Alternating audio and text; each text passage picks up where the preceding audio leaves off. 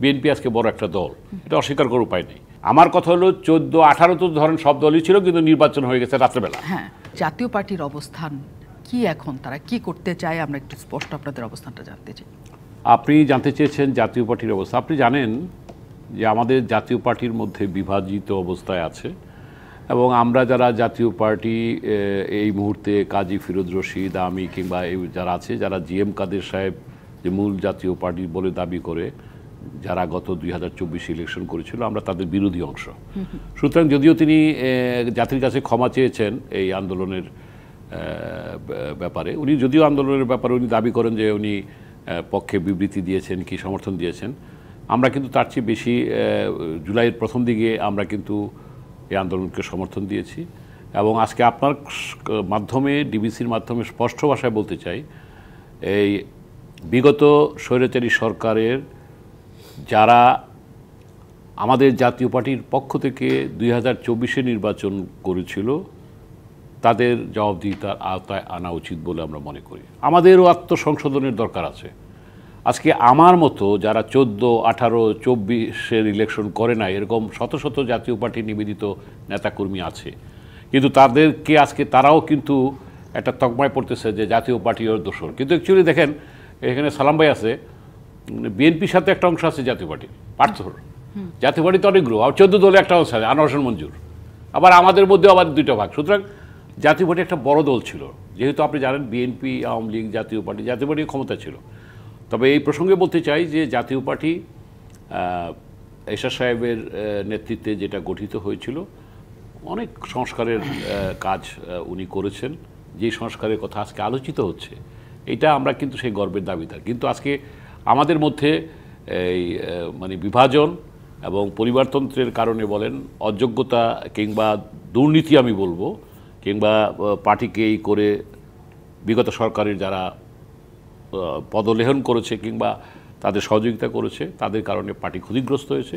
সেই কারণে আজকে আমরা মনে করি, জাতীয় পার্টির নেতাকর্মীরা মনে করে আজকে আত্মসংশোধনের মধ্য দিয়ে পার্টিতে নিবেদিত প্রাণ যারা, তাদেরকে নিয়ে ঐক্যবদ্ধ শক্তিশালী জাতীয় পার্টি হওয়া উচিত। কারণ আগামী দিনের রাজনীতিতে বিএনপি আজকে বড় একটা দল, এটা অস্বীকার করার উপায় নেই।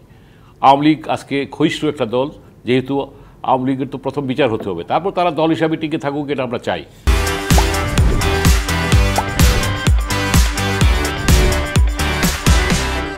কিন্তু তাদের বিচার হওয়ার পর তারপর তাদের যেটা থাকে, কিন্তু সেই যে রাজনৈতিক শূন্যতা পূরণের জাতীয় পার্টি কিংবা জামাত ইসলাম কিংবা যে কোনো দলই হোক, আমরা চাই যে এরা সংস্কার নিজেদের মধ্যে হোক, নিজেদের মধ্যে এটাকে কী বলে, ট্রু কমিশন গঠন করে নিজের কোনো ভুল থাকলে সেটাকে, যদিও জিএম কাদের সাহেবকে বলতে হয়, আমি তাকে বিলং করি না, উনি জাতির কাছে ক্ষমা চেয়েছেন। ইভেন কি আমাদের মধ্যেও যেই থাকুক, তাকে জবাবদিহি করতে হবে। এবং কিন্তু আপনি জবাবদিহির কথা বলছেন যে যারা আসলে রাজনীতি নির্বাচনে অংশ নিয়েছে এবং শেখ হাসিনা সরকারকে সহায়তা করেছে বরঞ্চ, কারণ নির্বাচনে অংশ নেওয়ার মাধ্যমে জাতীয় পার্টি বলা হয়েছে যে অনেক রাজনৈতিক দল অংশ নিচ্ছে, সেখানে জাতীয় পার্টি একটা বড় অংশীদার ছিল। কাদের জবাবদিহি করবেন? কারণ আপনারা যদি কয়েক অংশে ভাগ হয়ে থাকেন, জিএম কাদেরের অংশ যেমন নির্বাচনে অংশ নিয়েছে, রওশন এরশাদের অংশও তো নির্বাচনে অংশ নিয়েছে। না, 2024-এ নেয়নি। 2024-এ নেয় নাই, কিন্তু 2018-তে নিয়েছে। না, 2018-তে বিএনপি নিয়েছিল। বিএনপি নিয়েছিল, কিন্তু আপনাদের যারা আছে বলতে পারে 2014-এর কথা। হ্যাঁ, 2014-তে, 2018, 24 সব সময়ই আপনারা নিয়েছেন। আপনারা বলতে এটাই তো বললাম, আমাদের মধ্যে তো কিন্তু আপনাদের নেতৃত্ব তো যেভাবেই হোক না কেন 3টা নির্বাচনেই তারা অংশ নিয়েছে। এখন জবাবদিহি যদি 2জন নেত্রীকেই করতে হয়, মানে দুই নেতৃত্বকেই করতে হয়, তাহলে জাতীয় পার্টি কি নেতৃত্বের একটা সংকটের মধ্যে বা একটা অনিশ্চয়তার মধ্যে পড়ে যায় কিনা? না, সেটা আমি বক্তব্যের প্রথমেই কিন্তু আপনার কাছে বলে গেছি যে তাদের জবাবদিহিতার জায়গায় আনা উচিত। তবে 14-র ঘটনাটা আমি আপনাকে বলি, যে এরশাদ সাহেবকে চ্যাংদোলা করে, আপনি জানেন এটা তো, আপনারা তাকে নিয়ে একই কথা কিন্তু জিএম কাদেরও বলে এবং যাওয়ার পর যখন রওশন এরশাদকে বলা হলো তুমি যদি ইলেকশন না করো, তাকে মঞ্জুর মার্ডার কেসে তাকে ফাঁসিতে ঝুলানো হবে, এই ভয় দেখে তাকে নেওয়া ছিল। আমি কিন্তু কোনো ডিফেন্ড করতেছি না, আমার কথা হলো 14-18 তো ধরেন সব দলই ছিল, কিন্তু নির্বাচন হয়ে গেছে রাত্রেবেলা।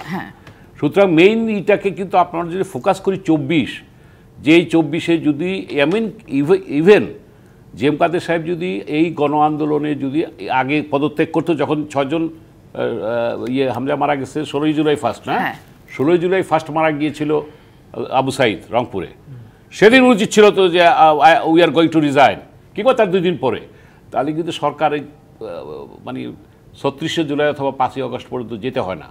কিন্তু সেটা এটা না করে আপনারা বলছেন যে আসলে 24-এর নির্বাচনে যা কিছু হয়েছে, যে নেতৃত্ব ছিল তাকে তারা সহায়তা করেছে সবচেয়ে বেশি, আপনারা তাদের জবাবদিহি চান। আপনার কথা অনেক স্পষ্ট।